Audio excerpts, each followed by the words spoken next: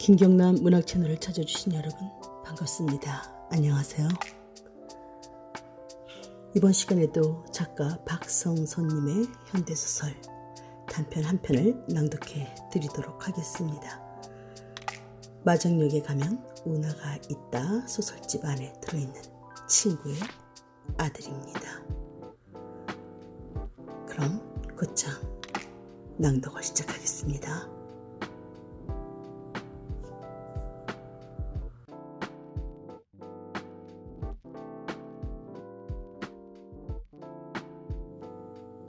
친구의 아들 박성선.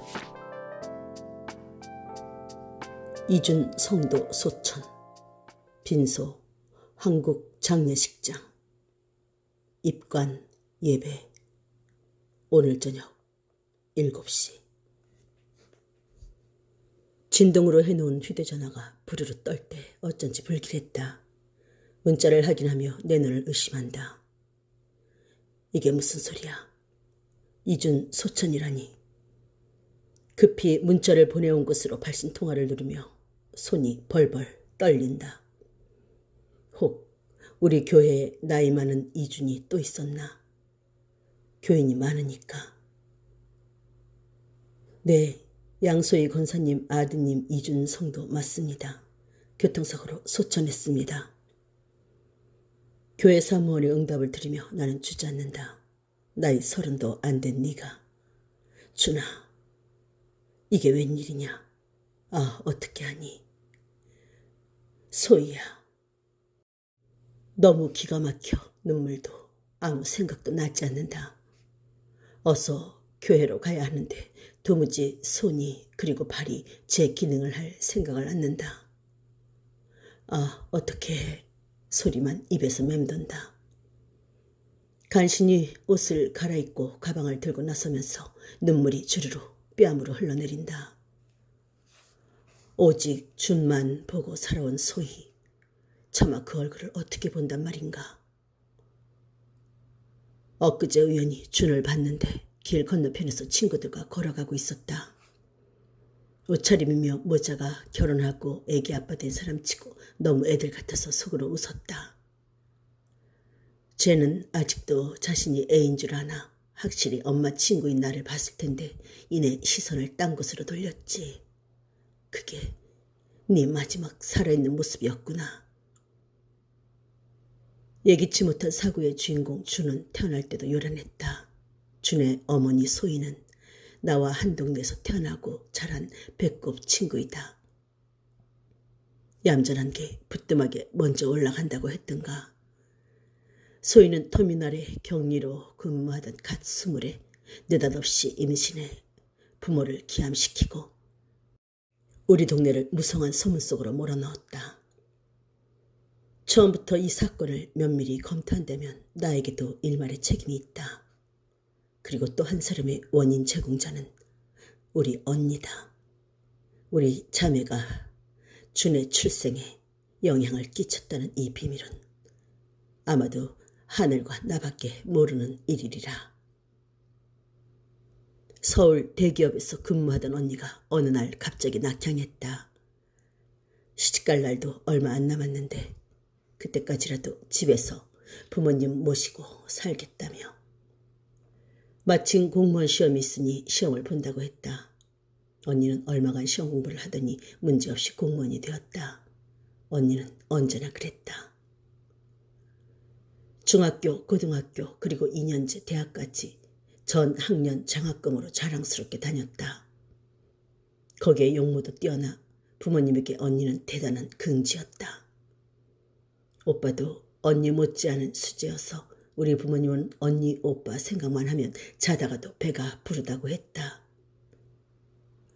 반면 나는 언니 발꿈치나 따라가라고 엄마는 언제나 말했다. 나는 엄마 말이 노였거나 화가 나지 않고 당연하게 여겼다. 언니는 지독한 노력파이고 그 노력은 눈물겨웠으니까. 한번 공부를 시작하면 잠자리에 드는 것을 본 적이 없다. 언제 자는지 언제 일어나는지. 그런 언니가 더러 못마땅하기도 했다. 저렇게 공부만 하는 건 좀 심하지 않나? 즐겁게 놀기도 하고 TV도 좀 보고 음악도 듣고 하면서 인생을 즐겨야지. 공부에 무슨 원수진 것도 아니고. 그리고 저는 좋아서 공부벌레지만 동생으로 태어난 나는 애매하게 비교 대상이 되어 피해를 보며 살아야 하지 않는가. 어느 더운 날 세숫대야에 물을 떠다가 발을 담그고 책상 앞에 앉은 언니에게 물었다. 물론 마음속으로는 아마 10번쯤 해본 질문이다. 언니는 공부만 할 거야? 시간을 공부에만 쓰지 말고 좀 다른 분야에도 할애하면 안 돼? 딴에는 염려스럽다는 듯 반응이 어떨지 곁눈질하면서 툭 던진 말이다. 처음 언니는 아무 대꾸가 없었다. 못 들었을 거야. 책상 앞에 앉으면 천지가 개벽을 해도 모른다니까. 엄마가 늘 자랑 삼아 하는 말이다. 나는 소인의 집으로 시험 공부하러 가려고 교재를 챙기고 있었다. 그때 언니랑 같은 방을 쓰는 것이 내 최고의 불만이고 나만의 방을 가지는 것이 소원이었다. 막 방을 나서려는데 언니 목소리가 나를 멈추게 했다. 공부 말고 다른 데라니? 다른 게 뭔데? 할 거 많지. 나는 이때다 싶어 내 의견을 피력했다. 내가 뭐 언니만 못해서 공부 못하는 줄 알아? 나도 언니 못지않은 인재야. 다만 공부만 하기엔 청춘이 아깝다 이거야. 언니가 나를 돌아보며 낮은 목소리로 차갑게 물었다. 너 어디 가니? 공부 말고 다른 거 하러 가니? 그 표정과 목소리는 충분히 나를 압도했다. 아니 시험 공부하러 소인에 가는데 하고 말끝을 흐리자. 그래? 하면서 언니의 표정이 한층 엄해졌다. 집에서 하지. 왜 소인에는 가고 그래? 왔다 갔다 시간 낭비하는 거 아니야? 나는 이때다 싶어 좀 높은 소리로 항의했다. 집에서는 책상을 언니가 차지하고 난 밥상 갖다 놓고 해야 되잖아. 언니가 의자에서 일어서며 말했다. 네가 책상에서 해. 내가 밥상에서 할게. 난 그만 난처해졌다. 소희랑 약속했는데. 사실 소희랑 나는 공부만 하지 않는다. 영화 이야기, 배우 이야기, 인기 있는 총각 선생을 비롯해 싫은 선생, 좋은 선생, 선생님 평가, 또 친구들 얘기까지 이야기는 끝이 없다. 당연하지 않은가. 꿈 많은 우리 시절 꿈을 꼭 잠잠해서 꾸란 법은 없다. 이야기로 우리의 꿈을 펼치는 것도 얼마나 중요하고 재미있는 일인가. 내가 불만스레 서있자 언니의 명령이 떨어졌다. 소인에 가지마. 제가 언제부터 나한테 관심을 가졌다고 친구 집도 못 가게 한다. 그런 말이 목구멍까지 치밀었으나 그만 눈물만 글썽한다. 약속했단 말이야. 완전히 풀죽은 목소리로 말하자 언니는 어이없어 한다. 시간은 가면 안 오는 거 너도 알지? 우리 선생님 말씀이 시간 낭비도 죄래. 나도 그렇게 생각해. 지금 우리는 공부할 때야. 이때가 지나면 공부하고 싶어도 못해. 그리고 이왕 하는 거 열심히 해야지. 어떻게 할 거야? 뭘? 언제나 말수가 적은 언니가 쏟아놓는 달변에 나는 대꾸할 말이 생각나지 않았다. 어리광 섞인 투로 대묻자 언니는 한숨까지 쉰다. 난 지금 시간이 금이야. 낭비할 수 없다고. 공부할 거야 안 할 거야? 공부하러 간다니까 못 가게 하면서. 나는 할 수 없이 주저앉았다. 꼼짝없이 붙들려 책상 앞에 앉았으나 마음은 이미 소인의 집으로 뛰고 있다. 책을 뒤적이고 무언가 적고 중얼거리며 읽고 하는 언니의 행동이 귀에 고스란히 들려온다. 어떻게 도망칠 방법이 없나 눈치를 보는데 언니가 부스스 일어난다. 아 졸려. 졸리면 자면 되지. 나는 혹시 빠져나갈 수 있을까 희망을 품고 언니가 잠이라도 자기를 바랐으나 웬걸 언니는 대야를 들고 수도로 간다. 머리를 감고 세수를 하더니 개운하다면서 방으로 돌아온다. 우와, 독종. 나는 마음속으로 소리쳤다. 소리라도 낼 수 있었다면 속이 좀 시원했으련만. 그때 내가 중1쯤 때였으니까 아마 언니는 고2쯤 되었을 것이다. 그런 언니가 집에 돌아온 후 일이 생겼다. 난데없이 서울 청년이 우리 동네에 등장한 것이다. 그는 잊을만 하면 나타나 우리 집 주변을 어슬렁거렸다. 우리 동네에선 보기 힘든 긴 머리를 하고 키도 크고 얼굴은 매우 희고 아주 잘생겼다. 처녀라면 누구나 가슴이 두근거릴 만큼 미남인 그는 분명 우리 집 주변을 맴도는데 그의 관심사는 내가 아닌 것 같았다. 내가 생전 처음 마냥 뛰는 가슴으로 몇 번이나 마주쳐도 그의 시선은 한 번도 나를 쳐다보지 않았으니까. 그가 괘씸했다. 감히 나를 몰라보다니. 혹시 언니가 그의 관심? 언니에겐 그런 사람이 종종 있었으니까. 어느 날 나는 언니에게 슬그머니 그 청년 이야기를 비쳤다. 언니는 웃는 듯 마는 듯 아무 반응이 없더니 조심스럽게 말했다. 나에 대해 묻거든 절대로 말해주지 마. 알았지? 기껏 그게 다였다. 도대체 무슨 사연이야? 묻고 싶었으나 언니의 표정은 질문 사절이라고 말하고 있다. 잘난 체는. 내 생전 처음 관심 가는 남자가 생겼다는 게 중요한 나는 언니가 못마땅할 수밖에 없었다. 우리 집은 안채를 중심으로 가운데 담장과 중문이 있고 대문과 중문 사이에 아래채가 있다.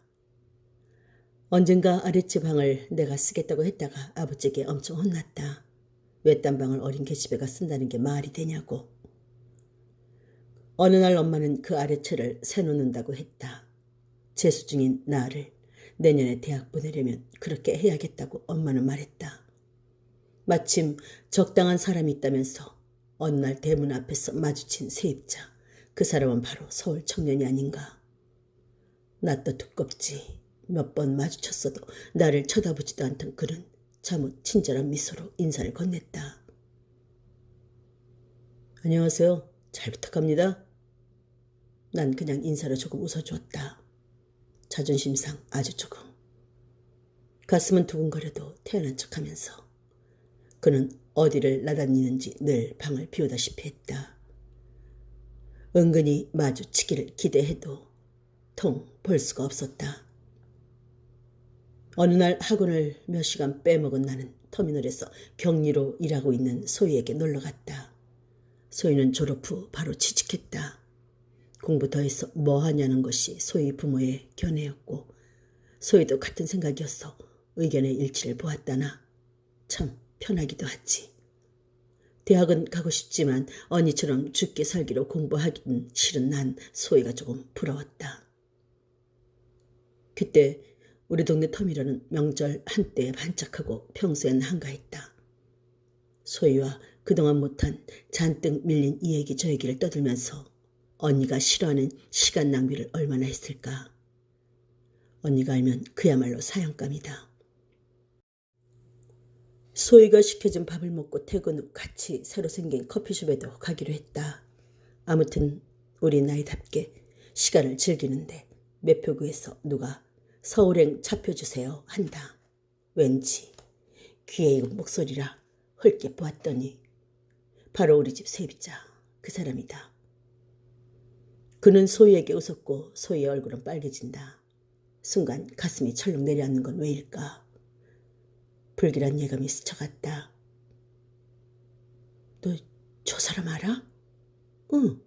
왜?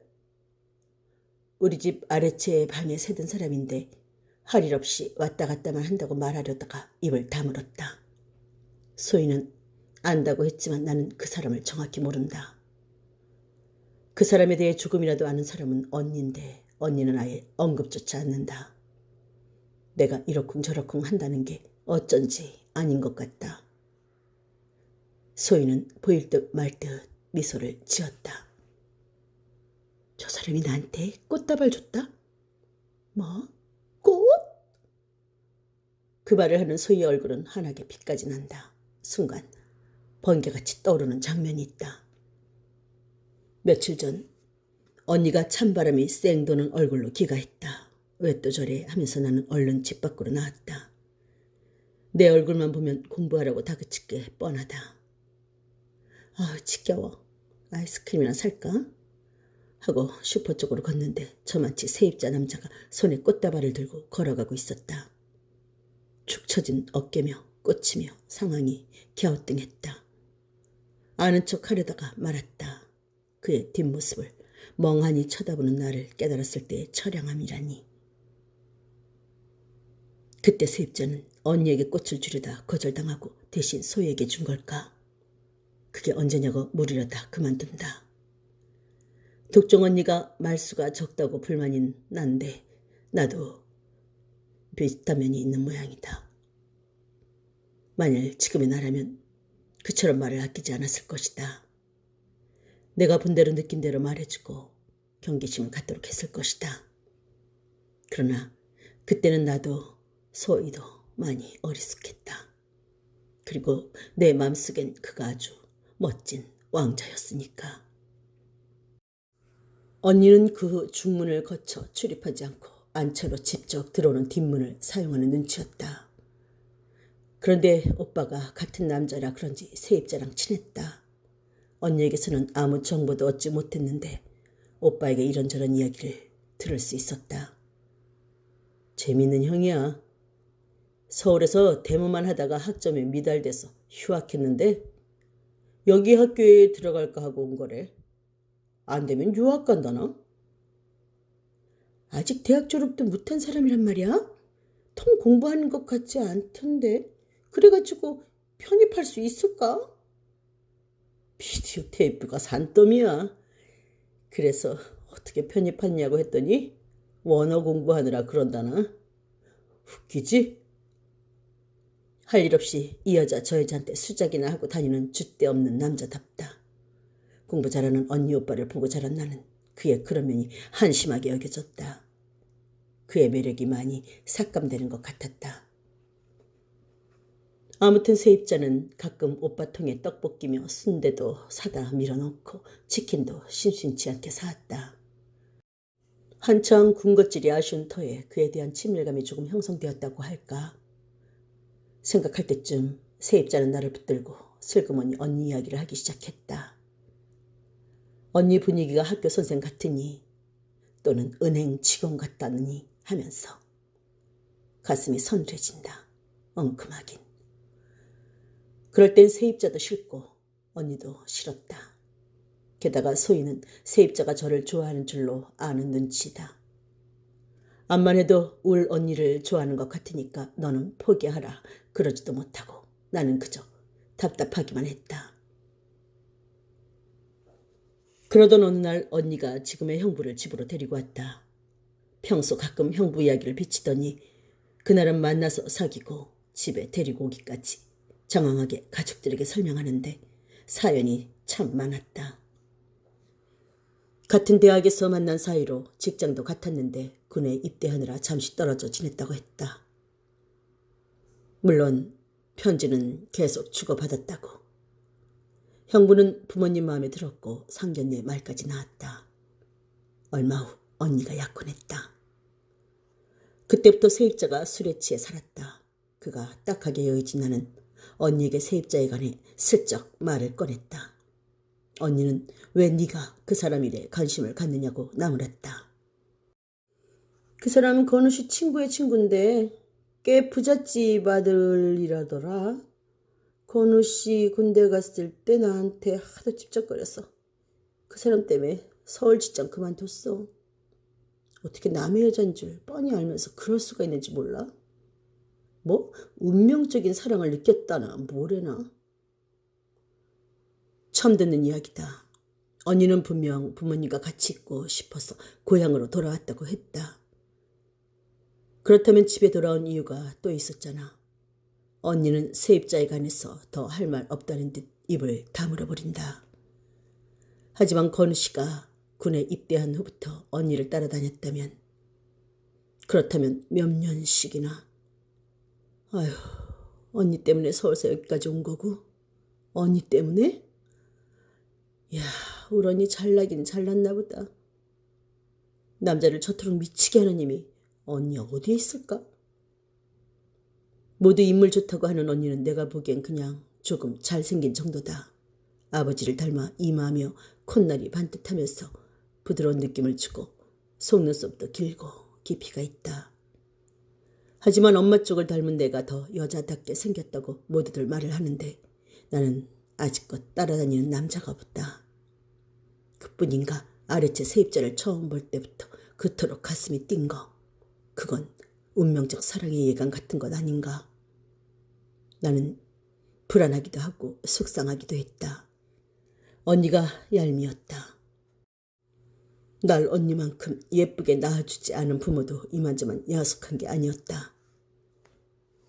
그즈음 우리 자매는 둘 다 교회에서 교사 일을 하고 있었다. 일꾼이 귀해 소희랑 나는 고등학교를 졸업하자마자 중등부 교사로 임명되었다. 진즉부터 고등부 교사를 하는 언니가 나는 대입을 위해 그만두라고 엄명을 내렸다. 나는 강력하게 반발했어 기어코 반을 맡았다.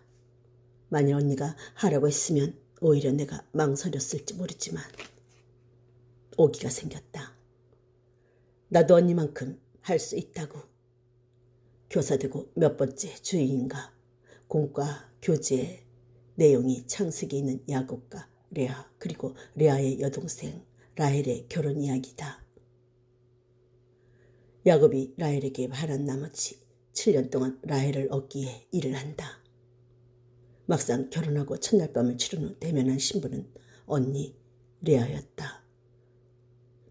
야곱은 장인에게 라헬이 아님을 따진다. 그리고 다시 라헬을 얻기 위해 7년을 일한다. 소중한 보배를 얻기 위해서 7년을 수일같이 여겼다는 내용이다. 소희와 나는 중등부 1학년 사춘기 아이들을 어떻게 가르쳐야 할지 많이 고민했다.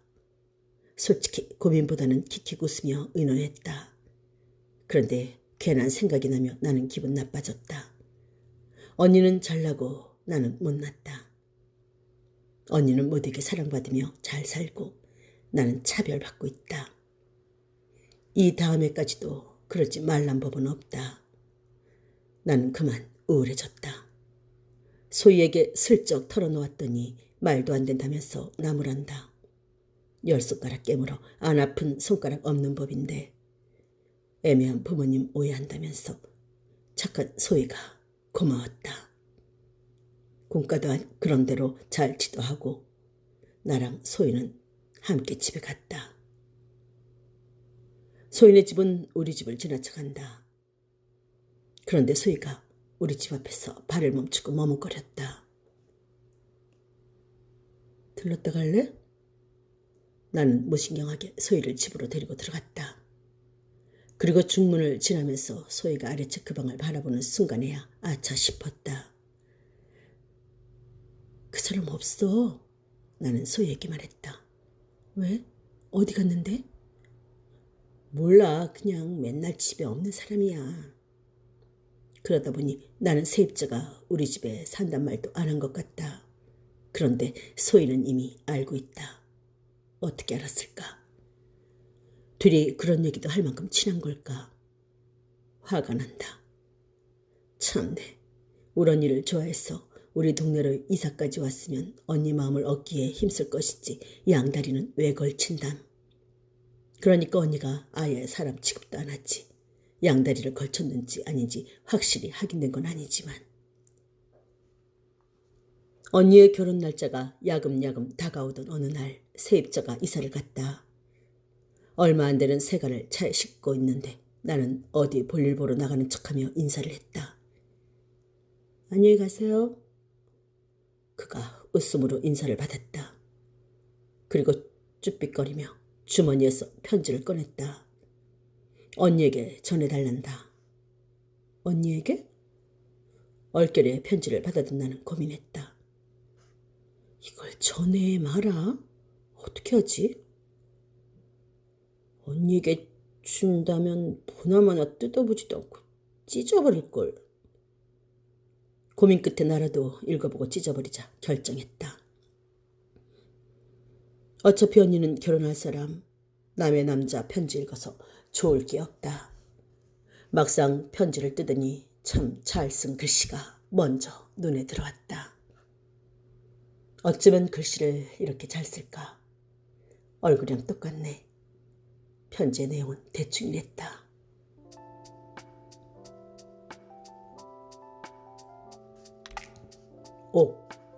안녕. 나 며칠 전 춘천 호반에 다녀왔어. 추억을 정리하기 위해서. 옥은 마치 다른 사람 같아. 어쩌면 그렇게 차가울 수 있지? 그 일은 오해라고 내가 설명했어도 용서가 안 되는 거야? 결국 이렇게 끝나는 건가? 난 아직 옥을 포기하지 못하겠어. 그렇다고 더 이상 다른 방법은 생각나지 않아. 이제라도 옥이 돌아와 주기를 바랄 뿐. 돌아와 준다면 모든 걸 용서하고 받아주고 싶어. 우리가 이렇게 영영 남이 된다면 나는 다른 여자와 결혼하고 옥은 다른 남자의 아내가 된다면 그건 너무하지 않아? 이렇게 내 가슴이 아픈데 옥은 아무렇지도 않은가? 우리 한번 만나서 이야기라도 하면 안 될까? 우리 꼭 한번 만나서 이야기 좀 해. 제발. 꼭 나와주기를 바래. 올 때까지 기다릴게. 11월 3일 오후 3시 우리가 늘 만나던 서울 호반에서. 세연 씀. 편지를 읽어본 나는 기절할 뻔했다. 그러니까 세입자가 일방적으로 언니를 쫓아다닌 것이 아니라 두 사람은 한때 교제한 사이였던 것이다. 언니가 무언가 오해를 하는 바람에 그들의 교제는 종지부를 찍었다. 돌아선 언니를 포기할 수 없어 우리 집 아래채로 이사까지 왔지만 결국 모든 것이 허사가 되었다. 세입자의 이름이 세연이란 것도 처음 알았다. 세연이란 사람도 어지간하지만 나의 언니, 그녀의 심성에 새삼 머리를 흔들었다. 독종, 나는 몇 번이나 그렇게 중얼거렸다. 아마도 언니만이 그럴 수 있으리라. 한 집에서도 얼마든지 전 애인을 냉대할 수 있는 여자, 그가 내 언니다. 언니가 많이 얄미웠다. 그러나 팔은 안으로 굽는 법. 심사숙고 끝에 나는 결론을 내렸다. 언니는 좀 있으면 결혼한다. 그런 언니에게 이 편지를 보여준다는 것은 말도 안 된다. 그러면서 세연이란 사람의 집념이 걱정되기도 했다. 마지막 제의까지 거절당한다면, 아니 무시당한다면, 혹시 결혼식장에 쫓아와서, 어쩌나? 나는 괜히 편지를 뜯어봤다고 후회했다. 그냥 방구석에서 공부나 하지 왜 나가 인사를 했을까? 애초에 편지를 받는 게 아닌데. 그날 나는 밤을 꼬박 새웠다. 언니처럼 공부하느라 밤샘에 본 적은 한 번도 없던 내가.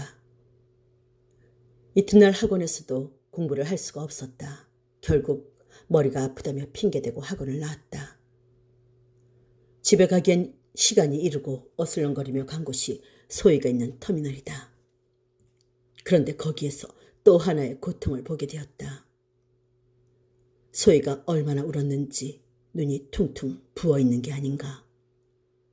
소희야, 너 얼굴이 왜 그래? 내가 놀라서 묻자 소희는 눈물부터 흘렸다. 그리고 전혀 생각지도 않은 말을 나에게 들려주었다. 난 분명 오빠랑 내가 사귀는 사이인 줄 알았어. 그런데 오빠는 서울로 이사간다 그러면서 잘 있으라고 한마디만 하는 거야. 다른 말 하나 없이. 생각지도 않은 꽃을 주고 서울을 옆집 드나들듯이 하면서 수없이 얼굴을 마주쳤다. 친절하게 다정하게 웃으면서 어떤 여자가 오해를 안 한담. 기껏 이사 간다고 얘기하려고 만난담. 나는 가슴이 소리내며 내려앉는 걸 느꼈다. 너 그 사람이랑 만나는 사이였어? 데이트했단 말이야? 응. 나쁜 자식. 그 순간 아마 내 얼굴에서 핏기가 가셨을 것이다. 그러면 그렇지 언니가 괜히 찾겠니? 언니에게 일편단심인 척하면서 또 다른 여자애를 만나고 다녀. 확실한 양다리잖아. 모름지기 편지에 쓴 오해라는 것도 아마 여자에 관한 것이리라 짐작이 갔다. 얼굴값 하네. 나는 소희에게 슬그머니 우리 기분도 그런데 서울에 가자고 속삭였다. 호반이란 찻집은 언니가 서울 있을 때 나도 몇 번 가본 곳이다. 그곳에서 만난 언니는 옷도 사주고 근사한 레스토랑에도 데리고 갔다. 쌀쌀맞은 언니가 아닌 다른 사람 같은 언니. 친절하고 다정하고 어쩐지 신비롭기까지 했는데 그때 언니는 다른 세상 사람 같았다. 그 신비감은 언니가 집에 돌아오고 사라졌다. 신경질적인 권위와 낮은 목소리의 차가움, 사사건건 나를 뛰어넘는 언니의 독주. 그것은 자라면서 질리도록 실컷 맛본 것이었다. 이제 결혼하면 다시 그 신비로운 언니로 돌아갈까? 아무튼 언니를 무사히 형부와 결혼시켜야 해. 소희랑 같이 세연을 만나자. 소희를 보면 저도 양심상 깨닫는 게 있겠지. 봐라, 여기 네가 믿을 수 없는 인간이란 증거 소희가 있다. 너 같은 바람둥이를 누가 좋아하겠니? 우리 언니가 너한테 냉정한 거 당연하다. 더 이상 우리 언니에게 치근대지 마라. 나는 며칠을 세연에게 할 말을 생각하며 보냈다. 너무 기분 나쁘지 않음 적당한 말을 연구하고 혼자 연습했다. 결국 한마디도 못하고 말았지만 그날이 되었다. 소희와 나는 서울행 버스에 몸을 실었다. 소희는 모처럼 외출에 마음이 들뜨는 모양이지만 나는 긴장되는 것을 어쩌지 못했다. 너무 얼지 말아야 할 텐데, 너무 어색해도 안 될 텐데. 그런데 막상 호반에 들어서서 세연을 찾던 나는 세연이 웬 여자와 마주 앉아있는 것을 보았다. 호반은 꽤 규모가 큰 다방이라 2층까지 있다. 아래층을 둘레둘레 살피다가 2층에 올라가자 좀 전에는 눈에 띄지 않던 세연이 아래층 한 구석에서 어떤 여자 마주 앉아있는 것이다. 순간 배신감이 들었다. 화가 났다. 저 인간 참 어진간하구나. 저런 인간이라면 약속 좀 무시해도 되지 않을까? 나는 세연을 만나지 말고 그냥 갈까 하는 충동을 느꼈다. 그런데 마주 앉은 여자의 뒷모습이 아무래도 언니 모습을 닮았다. 다시 한번 그들 쪽을 보았을 때 나는 그 여자가 언니임을 깨달았다. 정신이 번쩍 들었다. 언니가 어떻게 여기에? 만약에 경우를 대비해 언니에게도 편지를 준 걸까? 안 나오면 가만두지 않겠다. 협박이라도 한 것일까? 그렇지 않다면 두 사람이 마주 앉은 저 상황을 어떻게 이해해야 하나? 소희는 내 마음도 모르고 음악도 좋고 분위기도 좋고 참 잘 왔다면서 쉬지 않고 쫑알거린다. 계집애 아무것도 모르면 가만히나 있지. 두 사람 사이에 미묘한 긴장감이 흐르는 것 같다. 나에게는 그렇게 보인다. 그런데 언니가 일어선다. 세연은 그대로 앉아있다. 언니는 천천히 걸어서 다방을 나갔다. 세연은 여전히 앉아있고. 어떻게 된 걸까? 언니가 갔다는 것이 확실히 깨달아진 나는 천천히 소희에게 말했다. 소희야, 저 사람 누구니? 응? 누구? 소희는 두리번거렸다. 아래층의 세연을 발견하기까지 잠깐 시간이 걸렸으나 소희의 눈이 커졌다. 어머, 세연 씨? 소희는 말을 잇지 못한다. 가봐. 잠깐 소희는 망설였다. 가봐. 다시 내가 부추기자 일어나서 아래층으로 내려갔다. 나는 그 자리를 얼른 빠져나왔다. 왜 그랬는지 모른다. 앞뒤 생각 없이 한 짓이다. 모름지기. 그 시간이 지나면 세연을 다시는 만날 길이 없다.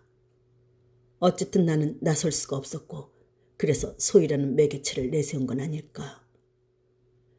지금도 그 순간을 생각하면 나의 경솔함이 얼마나 후회되는지 모른다. 나중에 시간이 많이 지난 후 나는 언니에게 물었다. 그때 어떻게 된 거야? 처음 언니는 대답하지 않았다.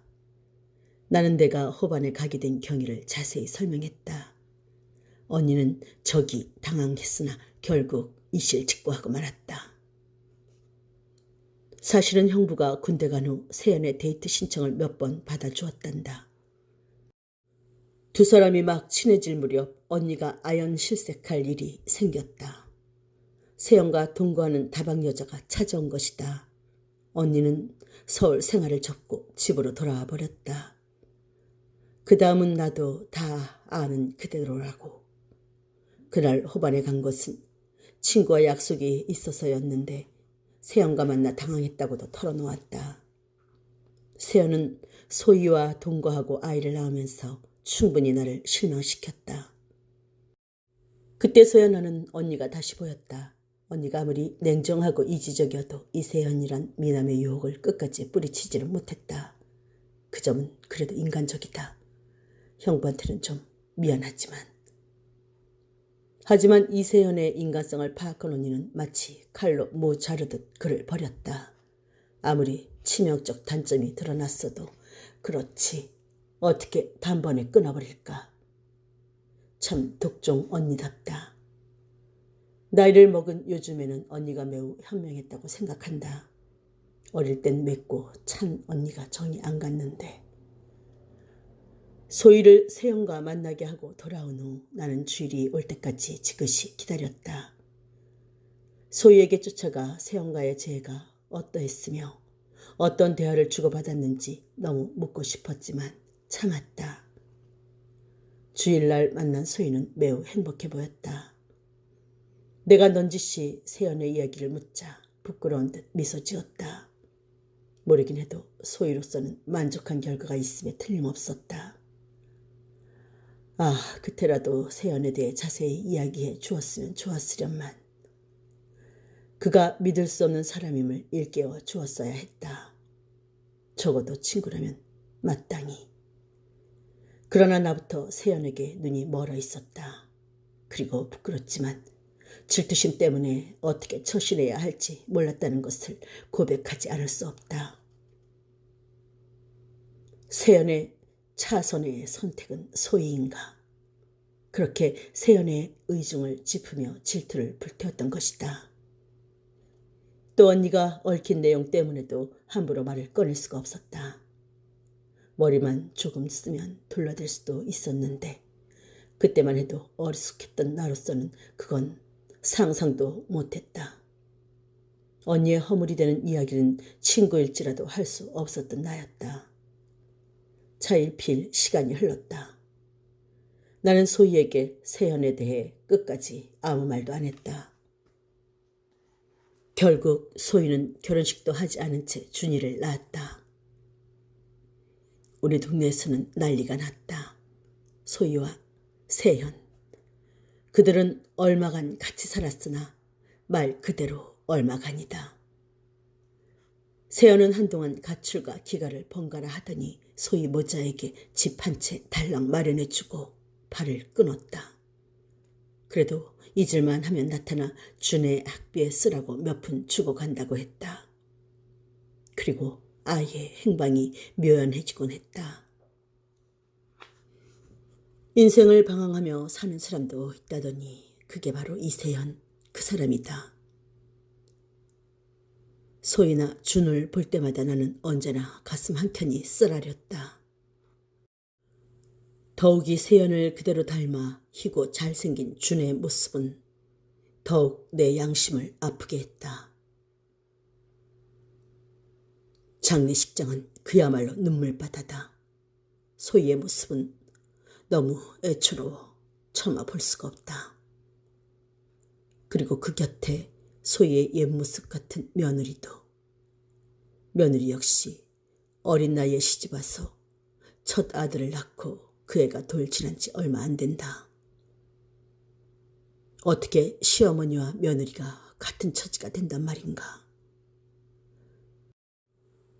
준의 애비 이세연은 제 아들이 이렇게 된 거 알고나 있을까. 천벌 받을 인간. 그래도 착한 소희를 안타까워하는 이웃들이 문전성시를 이루고 있어 다행이다. 나도 착한 이웃의 하나가 되어 뻔뻔스럽게 울면서 소희 곁에 있다. 밤이 늦어지자 집을 너무 오래 비운 것 같아 자리에서 일어섰다. 잠깐만 다녀온다고 하자 천성이 착한 소희는 오지마 힘들게 뭘 또 오냐고 한다. 소희는 남의 신세 지는 것도 부담스러워한다.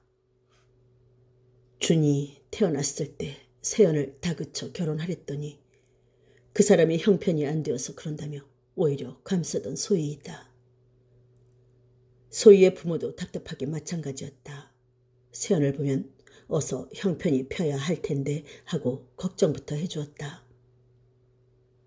결국 결혼식 전에 세연의 마음이 먼저 떠났다. 집에서는 서로 끌어안고 울망정. 세연에게나 그 부모에게 항의조차 변변히 못한 그들이다. 남에게 모진 소리 한번 못하는 그들은 바보인가 아니면 너무 착한 건가. 내가 보기엔 너무 착한 사람들이다. 소희 1호, 오빠 하나, 언니 둘이 있는데 그들도 부모를 닮았다.